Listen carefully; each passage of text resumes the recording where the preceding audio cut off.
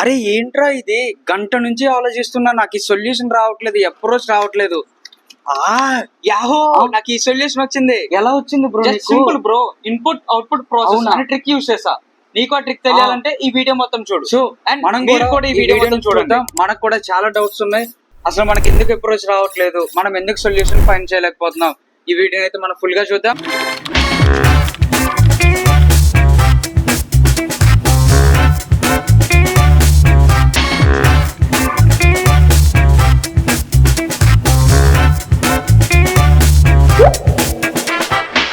Starting నుంచి చూసుకుంటే YouTube లో అలానే ఆన్లైన్ ప్లాట్ఫామ్ లో మన కోర్సెస్ అనేవి వింటున్నాం.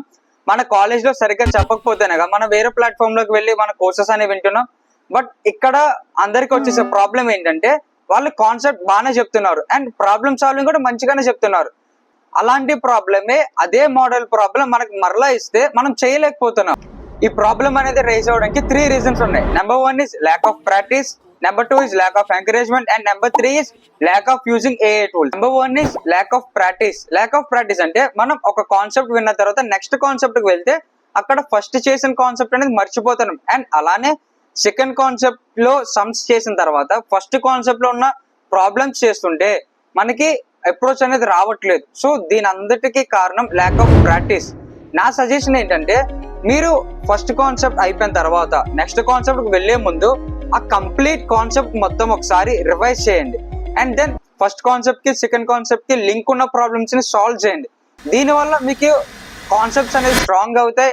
Number 2 is lack of encouragement. నేను ఆల్రెడీ నా ఫస్ట్ వీడియోలో అయితే చెప్పాను, మీరు ప్రాబ్లమ్ సాల్వింగ్ చేస్తున్నా లేదా మీరు ఒక స్కిల్ నేర్చుకుంటున్నా, మీతో పాటు మీ ఫ్రెండ్ ని కూడా పక్కన పెట్టుకుని ఇద్దరు కలిసి సాల్వ్ చేయండి. ఇలా నేను ఎందుకు చెప్పానంటే పర్సన్ కి మైండ్ సెట్ అనేది డిఫరెంట్ గా ఉంటది. ఇఫ్ సపోజ్ నీకు ఆ థాట్ రాలేదు, ఆ ప్రాబ్లమ్ ని ఎలా సాల్వ్ చేయలేం, బట్ వాడు ఆలోచించండు. అండ్ ఒకవేళ వాడికి ఆ థాట్ రాకపోతే నువ్వు ఆలోచిస్తావు. ఒకవేళ ఇద్దరికి థాట్ వస్తే ఇద్దరు ఒక బెస్ట్ పాత్ అనేది చూస్ చేసుకుంటారు. నాకు తెలిసి మీ మైండ్ లో ఉండేది ఇదే. ఒకవేళ ఇద్దరికి అప్రోచ్ రాకపోతే, ఇద్దరికి ఆ థాట్ రాకపోతే ఏం చేయాలి? Number 3 is lack of using AI tools. ChatGPT, WhatsApp, Meta AI, Gemini, black box, క్యాప్లీ, ఇలా చాలా AI టూల్స్ అయితే ఉన్నాయి. మనం వీటిని యూజ్ చేయకుండా నెగ్లెక్ట్ చేస్తున్నాం.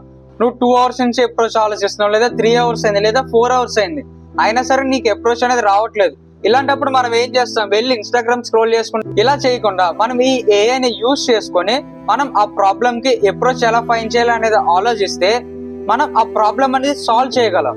How to prompt in AI tools. నువ్వు ఇక్కడ ప్రాంప్ట్ అనేది ఎలా ఇవ్వాలంటే ఆ ప్రాబ్లమ్ కి కంప్లీట్ సొల్యూషన్ ఇవ్వమని అడగడం కాదు, ఆ ప్రాబ్లమ్ కి లాజిక్ అడగడం.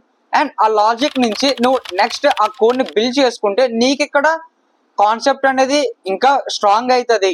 And now the trick is input output process. ఈ ఇన్పుట్ అవుట్పుట్ ప్రాసెస్ అనేది నేను ఆల్రెడీ నా ఫస్ట్ వీడియోలో డిస్కస్ చేశా. బట్ ఈవెన్ ఇప్పుడు కూడా నేను మీకు మరలా చెప్తాను. ఇన్పుట్ అంటే నీ దగ్గరికి వచ్చిన ప్రాబ్లమ్ ని నువ్వు ఏ ఇన్పుట్ తీసుకోవాలి అనేది ఆలోచించడం. అండ్ అవుట్పుట్ నీకు ఆ రిజల్ట్ అనేది ఏమొస్తుంది. అండ్ ప్రాసెస్ నువ్వు ఆ ప్రాబ్లమ్ ని ఎలా అప్రోచ్ అవ్వాలి, 3 స్టెప్స్. అండ్ అలానే నేను ఫస్ట్ చెప్పినట్టు lack of encouragement, lakh of using AI tools and lack of practice. ఆ 3 వాటిని కూడా నువ్వు ఓవర్కమ్ చేసి అండ్ ఈ 3 స్టెప్స్ ని కూడా నీ మైండ్ లో ఉంచుకుంటే నువ్వు ఏ ప్రాబ్లమ్ అయినా సరే ఈజీగా అప్రోచ్ అనేది ఫైండ్ చేస్తావు. అండ్ అలానే ఈజీగా సొల్యూషన్ అనేది రాయగలవు. ఎవరికైతే ఈ వీడియో హెల్ప్ అవుతుందో వాళ్ళకైతే ఖచ్చితంగా షేర్ చేయండి.